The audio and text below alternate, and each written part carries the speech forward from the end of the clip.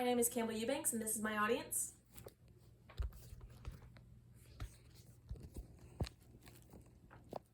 Beneath layers of paint lies a man.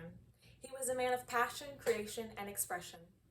He created artworks which have and will continue to touch the hearts of many for years to come. He spoke up for what he believed in and fought for what was right. He was an intelligent and hardworking man.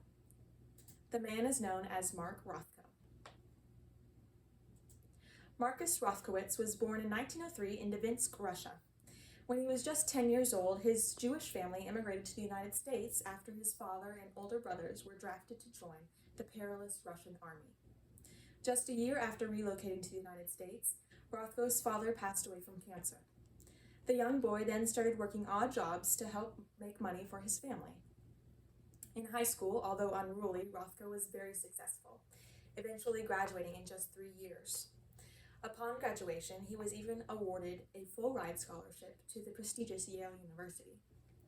However, during his second year, the university redacted the scholarship due to growing anti-Semitism.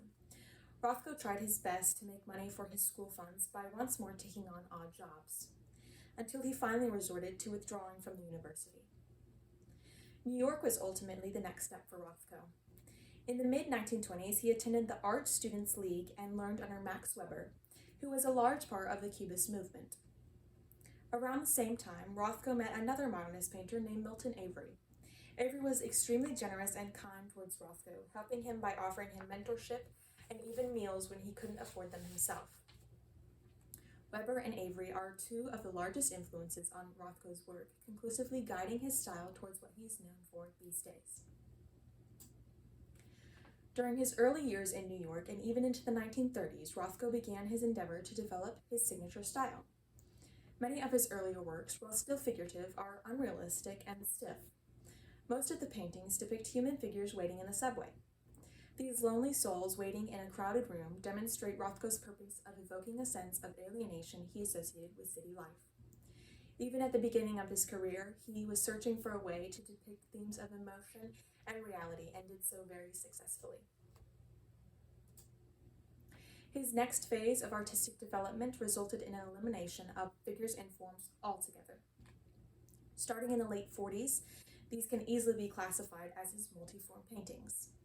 In his words, "It was with the utmost reluctance that I found the figure could not serve my purposes." At the time, this was by far a daring and bold way to express his true intentions and emotions in his paintings.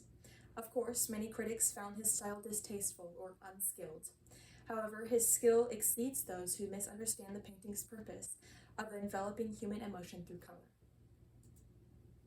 By 1950, Mark Rothko's trademark style had taken full bloom.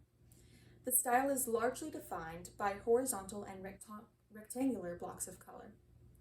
Considered a master of color, Rothko layered each hue upon another, building up a radiance of pigments.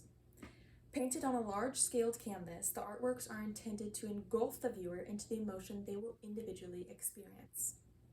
These paintings are untitled and unexplained, as Rothko wanted the viewer to interpret them personally. Later in his life, he was commissioned by an influential family to create a contemplative chapel space. This was a celebratory project for Rothko, as he felt understood as a serious artist by the family. He was allowed complete freedom to create a space which was reflective and meditative. He did so with large dark murals surrounding the space. He completed his paintings for the Rothko Chapel in 1967. Soon after their completion, Rothko suffered from a dissecting aortic aneurysm. This unfortunate event caused Rothko a year filled with physical difficulties, inducing pain every time he tried to paint on his typical large scale. 2 years later, Rothko sadly took his own life in his studio after being assumed to suffer from depression his whole life. Rothko lived through many difficulties and in that time still achieved great triumphs. He is now considered a master of color by many modern artists and historians. By squares of layered color, the painter will be recognized for years in the future for his distinguishable style. Rothko connected humans to art and emotion all of his life and will continue to inspire many artists for time to come. Thank you.